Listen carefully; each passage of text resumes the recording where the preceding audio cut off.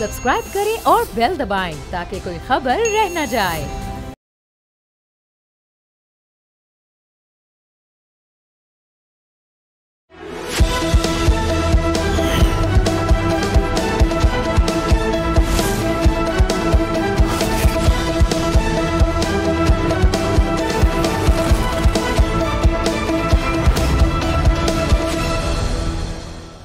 अस्सलामुअलैकुम नाजरीन, आप देख रहे हैं पॉलिसी पॉइंट। मैं हूं महरूख शहरियार। नाजरीन, क्या आईनी तरमीम ले आएगी कोई आईनी बहरान? 27वीं तरमीम की बाज़गश से ये सवाल अब जड़ पकड़ता जा रहा है। आइन खुद आइन के मद्दे मुकाबिल खड़ा नजर आ रहा है।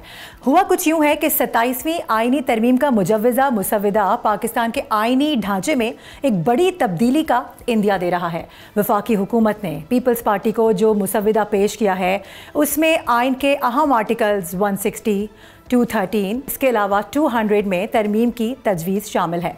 ये सबसे नुमाया नुक्ता NFC फार्मूले से मुताल्लिक है, जिसमें आर्टिकल 160 की शेक 3A को ख़त्म करके विफाक के इख्तियारात बढ़ाने की बातचीत की जा रही है, जिससे सूबाई खुद मुख्तारी पर तो सवालात उठ रहे हैं। बाज़ हल्कों का तो ये भी ख्याल है कि इस तरमीम से विफाक सूबों के इख्तियारात को महदूद करने के साथ साथ सूबों के दरमियान हम आहंगी में हायल रुकावटों को भी दूर करना चाहता है। दूसरी सूरत में 18वीं तरमीम को गैर मौसर बनाने का ये मनसूबा पावर कॉरिडोर्स में तैयार हो चुका है। आईनी अदालतों के क़याम की तजवीज़ बज़ाहिर तो अदालती बोझ कम करने का एक तरीक़ा है, मगर नाक़दीन के नज़दीक ये अदलिया की वहदत के उसूल को मुतासिर कर सकती है। यानी कि डिवाइड एंड रूल का जो उसूल है, आज उसको नई शक्ल दी जा रही है। इसी तरह से तालीम और आबादी की मनसूबाबंदी को दोबारा विफाक के कंट्रोल में लाने की तजवीज़ 18वीं तरमीम की रूह से इन्हिराफ करार दी जा रही है।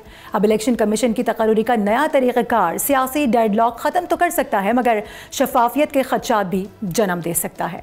बज़ाहिर हुकूमत मरकजियत के बयानिए को तक़वियत देना चाहती है, जबकि इत्तेहादी जमातें अभी इस समत में मोहतात हैं, कुछ भी नहीं कह रही हैं। पीपल्स पार्टी के रद्द अमल के बाद अब सियासी दर्जा हरारत मजीद बढ़ने का इम्कान है। नाज़रीन, अब इसी तमाम तर सिचुएशन पर बात करने के लिए पैनल हमें ज्वाइन कर चुका है। पैनलिस्ट हमारे साथ मौजूद हैं। अली मोहम्मद बुखारी साहब PTI से ज्वाइन कर रहे हैं। इसके अलावा कादिर खान मंदुखेल हैं पीपल्स पार्टी से, और माहिर कानून हाफिज़ एहसान साहब भी हमें ज्वाइन कर चुके हैं। तमाम लोगों का बहुत शुक्रिया वक्त देने के लिए। सबसे पहले कादिर खान मंदुखेल साहब, आपकी जानिब आना चाहेंगे। क्वेश्चन ये है कि अब हम देख रहे हैं कि बिलावल भुट्टो ज़रदारी की जानिब से बाकायदा तौर पर ट्वीट कर दिया गया है। वही पीपल्स पार्टी 27वीं आईनी तरमीम के कुछ दिन पहले तक खिलाफ नजर आ रही थी, आज बाकायदा ट्वीट के जरिए आगाह कर रही है कि ऐसा होने जा रहा है। लेकिन इंपॉर्टेंट सवाल यह है कि जब 26वीं आईनी तरमीम आ रही थी तो उसको तो बड़ा ऐसे रखा गया था, बहुत राज में रखा गया था कि वो किसी के सामने नहीं थी। उसके खदोखाल उसमें क्या चीज़ें होने जा रही हैं वो एंड वक्त तक नहीं मालूम था। 27वीं तरमीम के जितने भी मामलात हैं उनमें से काफ़ी सारी चीज़ें वो आज ट्वीट के ज़रिए बता चुके हैं। क्या इसकी वजह समझ रहे हैं? और इसमें जो NFC अवार्ड से मुतालिक भी बातचीत की जा रही है, सूबों की खुद मुख्तारी इसमें चैलेंज हो सकती है, क्या ये वजह है जो आज बिलावल भुट्टो ज़रदारी साहब इसको पब्लिक करना चाह रहे हैं? पहले समझने की ज़रूरत ये है, दोनों मेरे भाई भी वकील हैं।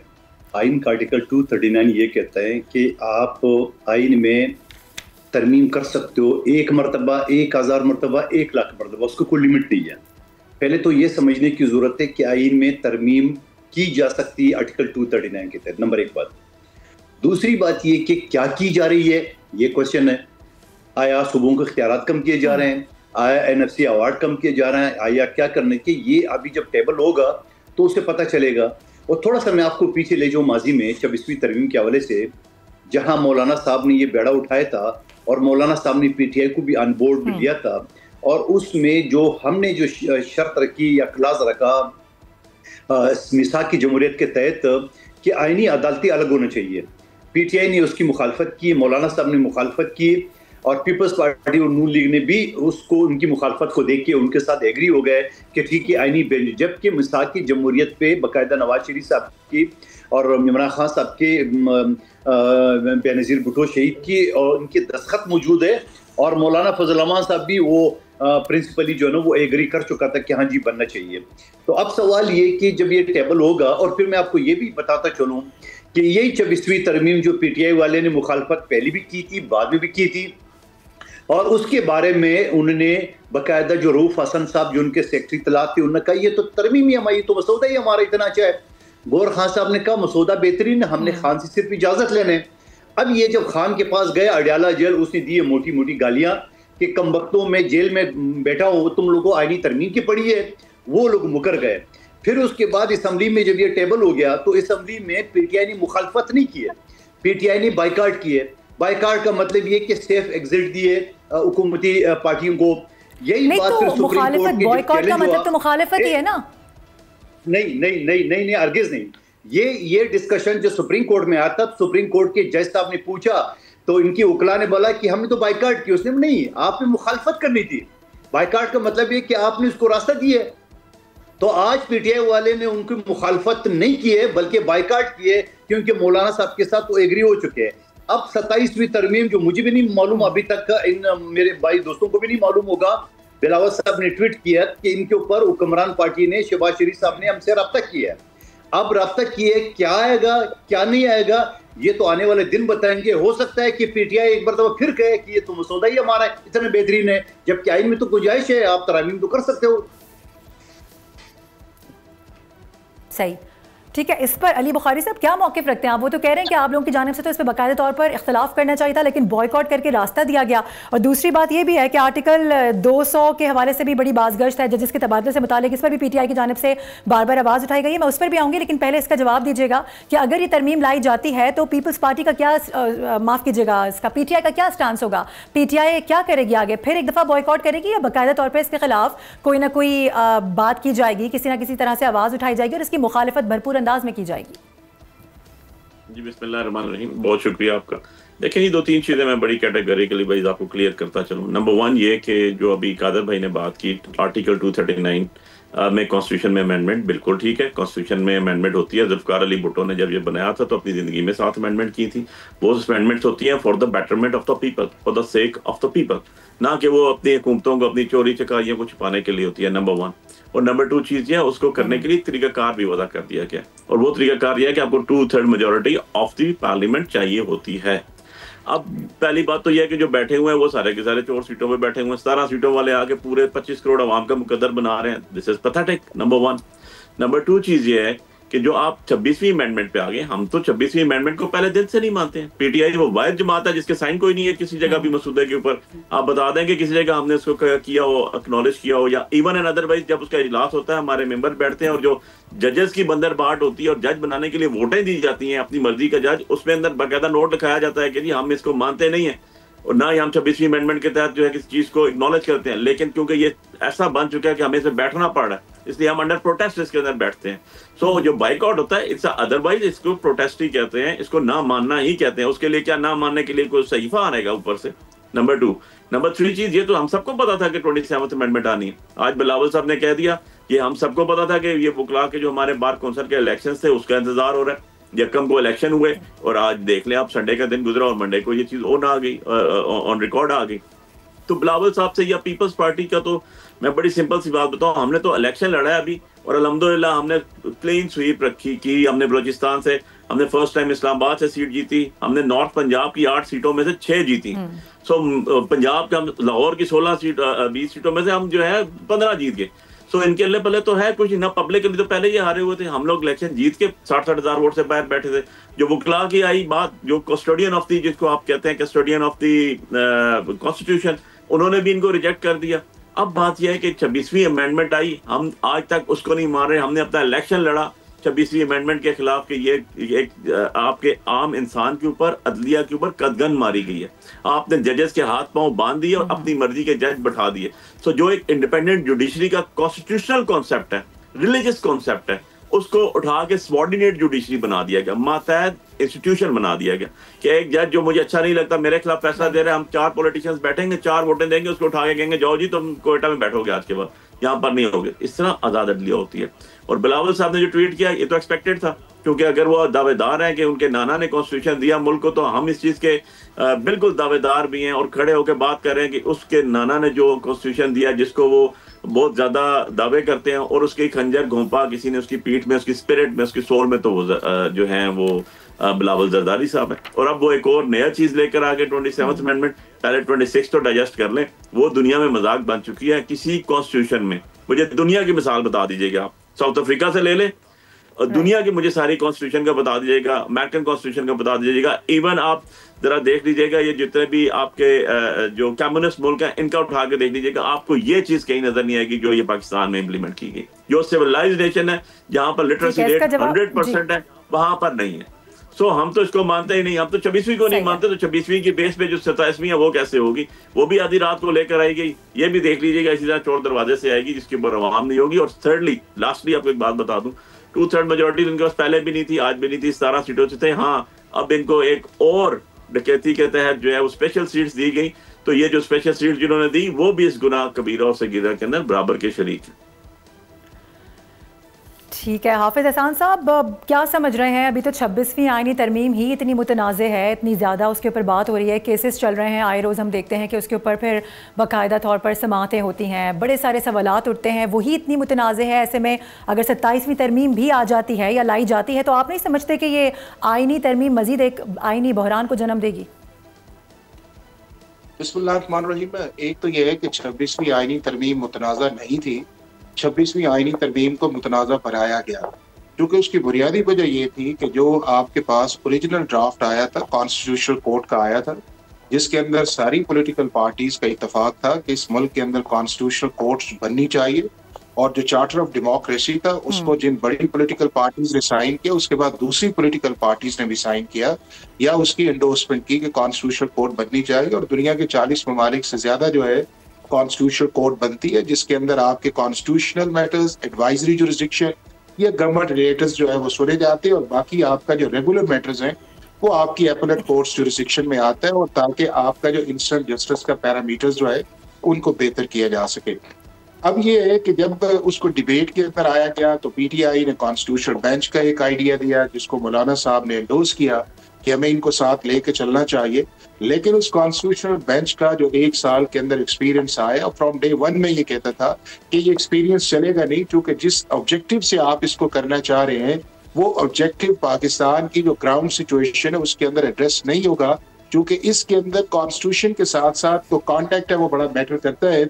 और वो आपने 1 साल में देखा कि सुप्रीम कोर्ट के जजेस का विद इन सुप्रीम कोर्ट जो है किस तरह कॉन्डक्ट रहा, किस तरह एक दूसरे के खिलाफ ऑर्डर्स आए, किस तरह एक दूसरे के खिलाफ कंटेम्प्ट की गई, और किस तरह जो है एक आपको सुप्रीम कोर्ट के अंदर इंटरनल रिफ्ट आई है।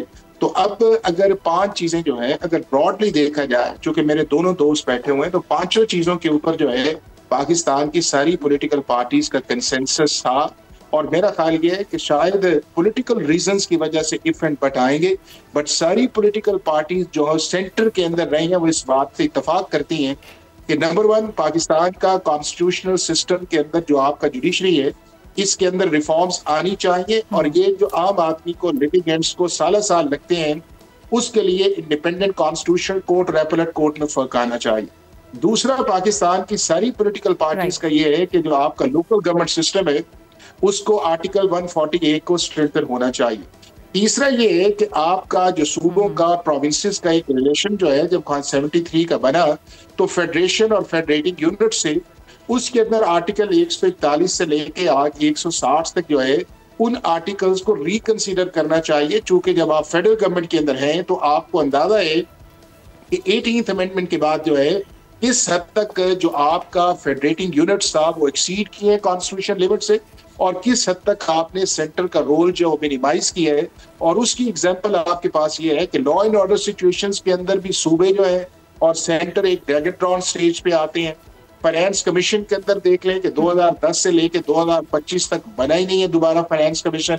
फिर उसके बाद जो चीजें आई, आपकी सिक्योरिटी आया, आपकी पॉलिसी आई, आपकी प्लानिंग आई है, उसके बाद जो है आपका जो है ये शेयरिंग के अंदर आई कि उसका फॉर्मूला क्या होना चाहिए। अगर 18th अमेंडमेंट के बाद 15 साल हो गए तो हमें उस चीज को देखना चाहिए। चौथा ये है कि जो इलेक्शन कमीशन का एक प्रोसेस है कि खता कलामी की माजरत बार बार तरमीम पे तरमीम तो आ रही है, लेकिन इसमें जितने खद्दोखाल हैं, इसके जितनी शिकें हैं, उन पर उस तरह से अमल दरामद तो नहीं हो रहा है। जिस तरह से हुकूमत अपने फ़ायदे के लिए काम कर रही है, तरमीमें लेकर आ रही है, इसमें आवाम का फ़ायदा किधर है? कहा तो ये जाता है कि जितनी भी तरमीमें लाई जा रही हैं उसमें आवाम का मफाद है। आवाम तो नाखुश नज़र आ रही है तरमीमों से। देखिए, 2 चीजें होती हैं। एक चीज ये है कि आप कॉन्स्टिट्यूशन बनाते हैं अपनी गवर्नेंस को एफिशिएंट करने के लिए, और वो सर्टेन इंस्टीट्यूशंस के आप जुरिसडिक्शन को डिफाइन करते हैं, जिस तरह आपकी एग्जीक्यूटिव है, पार्लियामेंट है, जुडिशरी है। या उसके बाद आपका जो प्रोविंसेस का एक तो वो आ गया। दूसरा उसके अंदर ये है कि वो आपका आता है कि जो आपका पब्लिक वेलफेयर से रिलेटेड है, यानी कि इंस्टेंट जस्टिस आ गया, तालीम आ गई, सेहत आ गई, लोकल गवर्नेंस आ गई, पब्लिक फैसिलिटेशन आ गई, या उसके बाद जो आर्टिकल 37 के अंदर हमने प्रिंसिपल्स ऑफ पॉलिसीज रखे हुए हैं जो 18-20 से लेके 37 तक, उसकी इम्प्लीमेंटेशन आ गई। तो मैं ये समझता हूँ कि चूंकि अब एक खाल जो आपके सामने आज ट्वीट की सूरत के अंदर आया है, इसको डिबेट के अंदर जाना चाहिए। और ये जो चीजें जिसकी तरफ इशारा किया गया है, मैं ये समझता हूँ कि पाकिस्तान के जितने भी आपके कॉन्स्टिट्यूशनल या पॉलिटिकल इश्यूज हैं, उनके अंदर ये लॉन्ग लास्टिंग इश्यूज हैं, इनको एड्रेस होना चाहिए। जिस तरह आपका फौज का रोल है जो आर्टिकल 243 है, 244 है या 244 है, या आपके फेडरेशन लॉज की एक्सटेंशन है जो आर्टिकल 148 है या 149 है, या यकदम हमने कॉन्करेंट लिस्ट जो है वो खत्म कर दी और दुनिया भर के अंदर कभी भी ये नहीं आया कि ओरिजिनल कॉन्स्टिट्यूशन मेकर्स जो है वो कॉन्स्टिट्यूशन की जो लेजिस्लेटिव लिस्ट है उसको इस तरह कर दे, हमारे नेबरिंग कंट्रीज के अंदर है। या ट्रांसफर ऑफ जजेस जो है कि जो कभी भी दुनिया के अंदर जज की कॉन्सेप्ट जो है वो इतनी रिक्वायर्ड नहीं है जो हमने अपने कॉन्स्टिट्यूशन के अंदर डाली है। ये सुप्रीम जुडिशियल काउंसिल की अकाउंटेबिलिटी पार्लियामेंट करती है जो हमने जुडिशरी को दिया हुआ है। तो मेरा ख्याल है कि बहुत सारी चीजें हैं कि जो आपको कैमरे के बाहर तो सारे पॉलिटिकल लीडर्स जो हैं वो जनरली इसके ऊपर कंसेंसस की सूरत के अंदर आएंगे, लेकिन जब टीवी या मीडिया के सामने आते हैं तो फिर पॉलिटिकल कंपल्शन आती है कि बहुत अच्छी चीज भी जो है उसको सिर्फ और तरीके से टारगेट कर दिया जाता है। तो मैं ये समझता हूँ for the sake of the country, for the sake of the governor, for the sake of the way forward जो है पाकिस्तान की पॉलिटिकल पार्टीज जो है ब्रॉडर कंसेंसस के साथ जो है इस मुल्क के आम आदमी की बेहतरी के लिए, ट्रांसपेरेंसी के लिए, गवर्नेंस के लिए और एक क्रेडिबल आपका जो इंस्टीट्यूशनल मैकेनिज्म है उसकी तरफ इन्हें जाना चाहिए। सही है, ठीक है, यहाँ पर लेंगे एक ब्रेक के बाद वापस आएंगे तो मजीद इस पर गुफ्तगू जारी रखेंगे।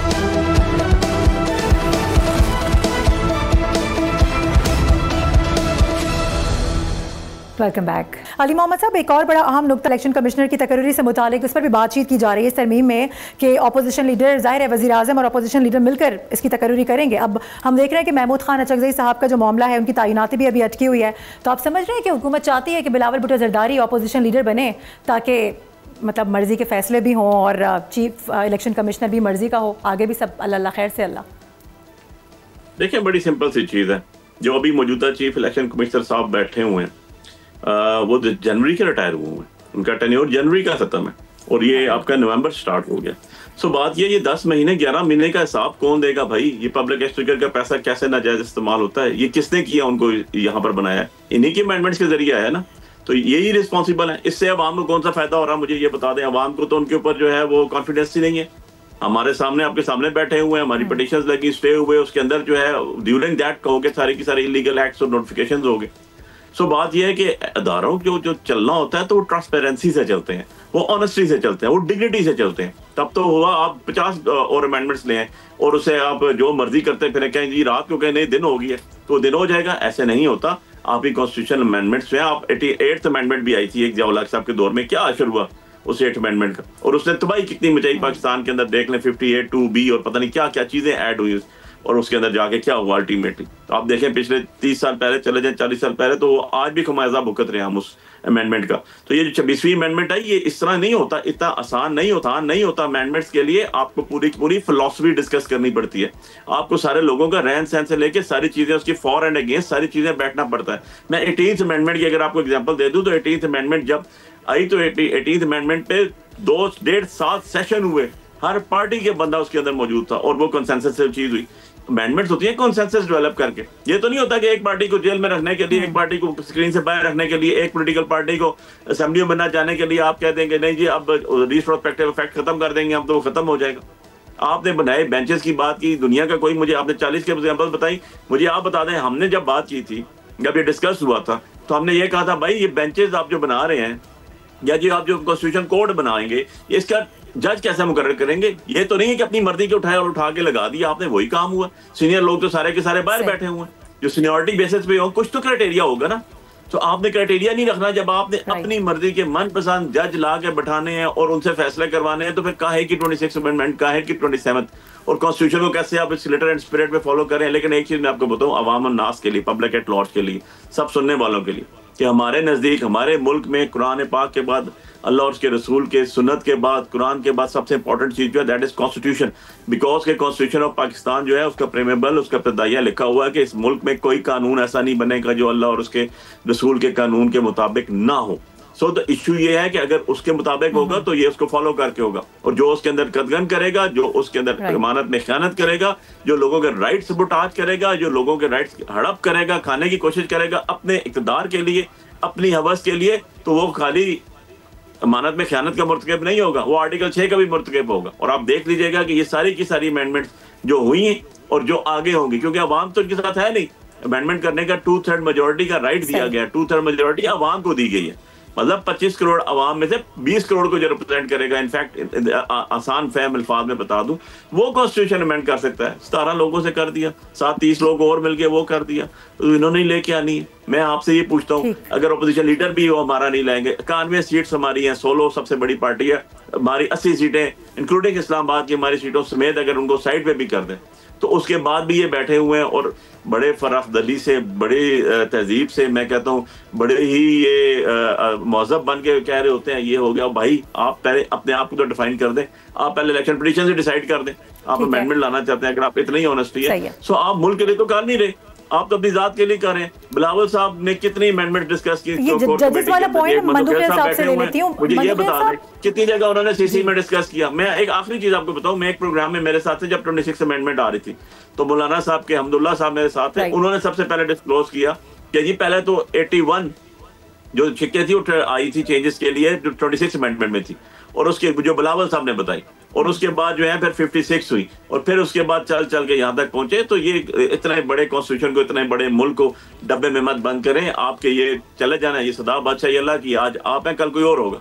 तो ऐसा काम मत करें कि आपको हाथों की गिरा जो है वो दांतों से करनी पड़ेगी। और पीटीआई का बड़ा सिंपल स्टांस है, बड़ा सीधा स्टांस है, ना 26वीं अमेंडमेंट को हम मानते हैं, 27वीं का तो सवाल ही पैदा नहीं होता। Thank you. अच्छा, मानने ना मानना तो एक अलग बात है, वो आप आने देते हैं नहीं आने देते, वो आती नहीं आती, वो भी देखना होगा। लेकिन मंदुखेल साहब, आर्टिकल 200 की भी बड़ी बातचीत हो रही है इस हवाले से, जजेस के तबादले की जो शिक है। तो हमने देखा है कि इस्लामाबाद हाई कोर्ट के जो 5 जजेस हैं वो पहले ही बड़ा सिस्टम से नाराज़ रह चुके हैं, उन्होंने बड़ी आवाज़ उठाई, और फिर हमने देखा कि उनको किसी न किसी तरह से कहीं ना कहीं किसी न किसी तौर पर निशाना भी बनाया गया, और वो भी ज़ाहिर है सबके सामने सोशल मीडिया पर काफ़ी ज़्यादा इस हवाले से कैंपेन भी चलाई गई। तो अब ये शिक क्या हुकूमत इसलिए लाना चाहती है कि हुकूमत के खिलाफ जिसने भी आवाज़ उठाई है उसके तबादले होंगे, या तो उसको जीबी भेज दिया जाएगा या फिर वो बलूचिस्तान भेज दिया जाएगा, लेकिन वो हाई कोर्ट का जज नहीं रहेगा। इस्लामाबाद हाई कोर्ट की बात कर रही हूँ मैं। तो आप समझते हैं कि ये भी होने जा रहा है, क्योंकि इस पर ऑलरेडी बहुत ज़्यादा तहफ़्फ़ुज़ात हैं। देखिए मारूफ, पहली बात तो ये कि अली बुखारी साहब मेरे छोटे भाई है, आइन का आर्टिकल 239 ये इजाज़त देती है कि वो बार बार उसी के तहत जो है ना वो तरामीम करते हैं। नंबर 1 बात। दूसरी बात, उन्होंने ये कहा कि 2/3 जो मेजॉरिटी है वो आवाम के पास है। तो मेरे भाई, आवाम जो ना खुद असम्बली में नहीं बैठती, आवाम नुमाइंदे भेजते हैं। अब आप फॉर्म 47 के तहत अगर बैठे हुए हैं पुख्तनख्वा में, अगले अगर पंजाब में बैठे तो क्या फ़र्क है? आप भी तो मौलाना साहब आपके बारे में कहते हैं फॉर्म 47 के तहत बैठे हैं। चल इस डिबेट से भी आगे चले जाते, वो जो भी है, मैं आपके सामने हूँ। मुखबिर खास मुस्तफ़ा कमाल को मेरी सीट पे बिठाई गया, अब मुझे अगले इलेक्शन तक इंतजार करो। वो जारी बात है, असम्बली में उसका वोट है, वो डालेगा। मैं बोलो नहीं जी पूरा NA 242 को ले जाओ वहाँ बल्दिया टाउन इस्लामाबाद, उसे वोट करो, ऐसा तो नहीं होता है। नंबर 1 बात। दूसरी बात, उन्होंने कहा कि नाना ने आइन बनाया। बिल्कुल, हमें तो फख्र से कहते हैं कि शहीद जुल्फ़िकार अली भुट्टो ने पाकिस्तान को 1973 का मुत्तफ़क़ा आइन दिया है, और फिर बीच में मार्शल्लाह आके चाहे जनरल मुशर्रफ हो, जनरल ज़ियाउल्लाह को उन्होंने उसको उलिया बिगाड़ा। तो यही पीपल्स पार्टी थी, 18वीं तरमीम के जरिए वो सारी चीज़ें उन्होंने वापस कर दी है। तो उसके बाद अभी 26वीं जो आई या 27वीं जो आ रही है, या आप आर्टिकल 200 की बात के, आज ही सुबह में हाई कोर्ट में बैठा होता वकला के साथ डिस्कस कर रहे थे। वो कहते हैं कि यार ये क्यों, जब ब्यूरोक्रेट जो है ना वो पाकिस्तान के किसी कोने में ट्रांसफर हो सकते हैं, जैसे SSP, DC और असिस्टेंट कमिश्नर, तो ये जज क्यों नहीं हो सकता है? यकीनन जो मेरे कराची का जज है वो पेशावर लगेगा तो उनका लय नहीं होगा, जो पेशावर का जज है वो पंजाब में लगेगा उसका लय नहीं होगा। तो जब ब्यूरोक्रेट जो है ना उसकी ट्रांसफर हो सकती है, तो जजेस की क्यों नहीं हो सकती? तो मैं इस आर्टिकल 200 के जो तहत जो अवाम मौजूद था कि अगर जज ट्रांसफर हो गया तो उसके सीनियरिटी शुमार होगा नहीं होगा, वो कि वो जजमेंट आ चुकी है। लेकिन आइन में भी तरमीम जरूरी है। तो मैं ये समझ रहा हूँ कि 239 जो आइन में के अंदर आर्टिकल है, उसका मकसद ये है कि वक्तन फवक्तन आलात के साथ आप उसमें तरामीम कर सकते हो। आइन आपको इजाजत देता है। अब अली बुखारी साहब कहते हैं 25 करोड़ आवाम के सामने रख लो, ऐसा तो नहीं होता है। अब ये तरमीम आने जा रही है, कितना ये वक्त लेगी आने में, क्या सारे मामलात होंगे, इस हवाले से भी यकीनी तौर पे अब देखना बाकी है। और ऑब्वियसली हम देख रहे हैं कि जो 26वीं आईनी तरमीम है वो पहले ही मुतनाज़ है, उस पर एक और तरमीम का आ जाना या लाया जाना जो भी है वो बहरहाल सूरत हाल आने वाले दिनों में, आने वाले वक्तों में बड़ा वाज़ेह हो जाएगी। साथ रहने के लिए बहुत शुक्रिया। अली बुखारी साहब हमारे साथ मौजूद है, PTI से कादिर खान मंदुखेल साहब पार्टी से, और हाफिज़ एहसान साहब हमारे साथ मौजूद है। तमाम का बेहद शुक्रिया। नाज़रीन, यहाँ पर वक्त हुआ एक ब्रेक का, ब्रेक के बाद वापस आते हैं तो मज़ीद गुफ्तगू को जारी रखते हैं।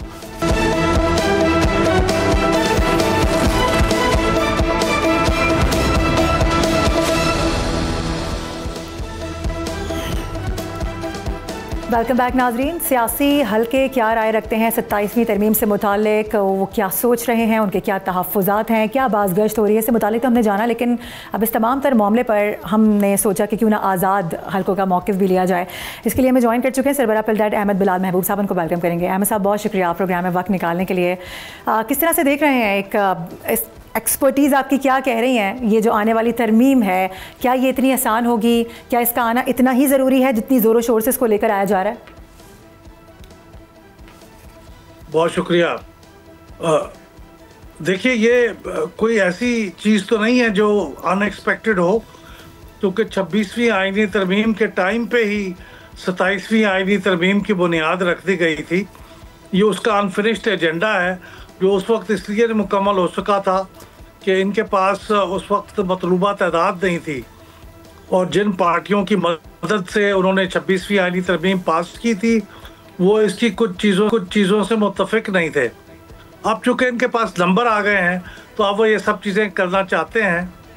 ये ज़रूरी इतनी नहीं है, लेकिन वो इसलिए करना चाहते हैं कि उनके सियासी और उनके जो पॉलिटिकल का मफादात हैं उनको इससे फ़ायदा पहुंचेगा, और वो इसलिए भी कर रहे हैं कि वो अब वो कर सकते हैं, उनके पास तादाद मुयस्सर। तो अगर वो इस वक्त उनका ख्याल है कि वो नहीं कर पाएंगे तो फिर वो कब करेंगे?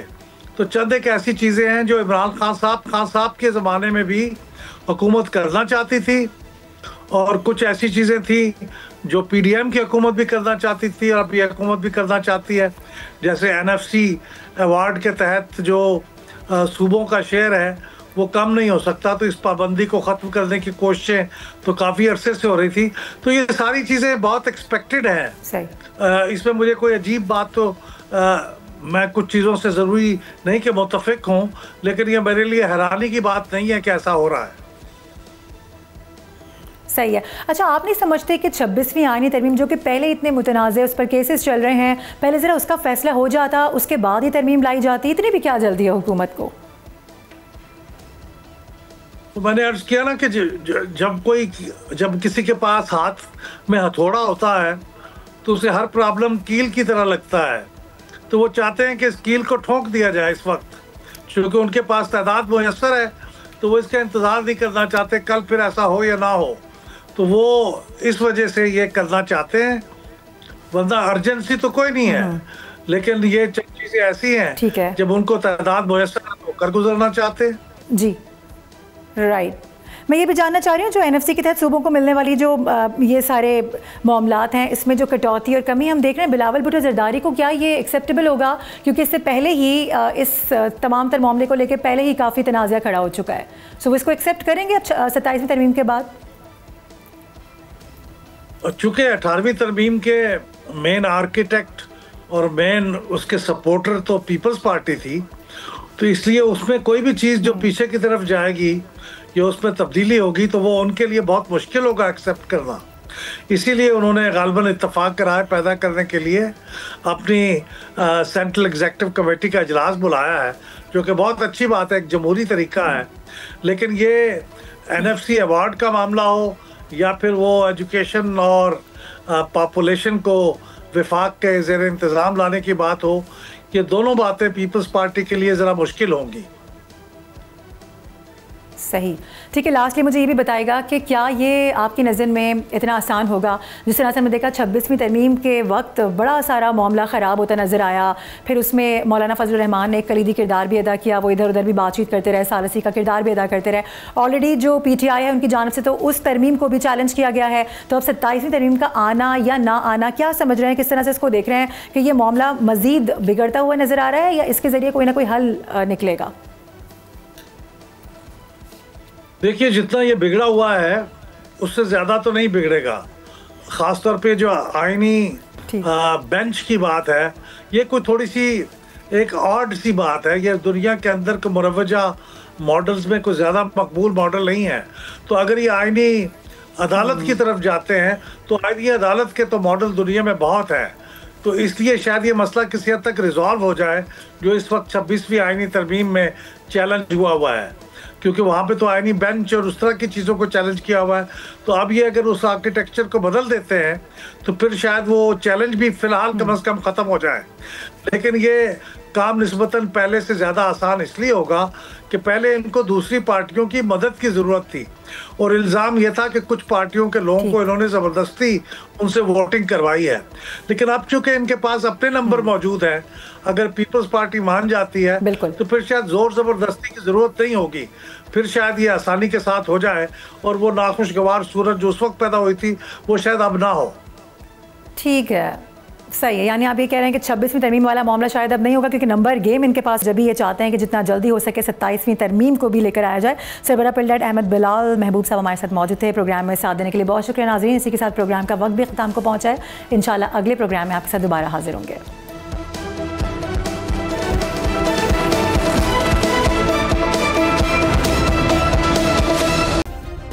सब्सक्राइब करें और बेल दबाएं ताकि कोई खबर रह न जाए।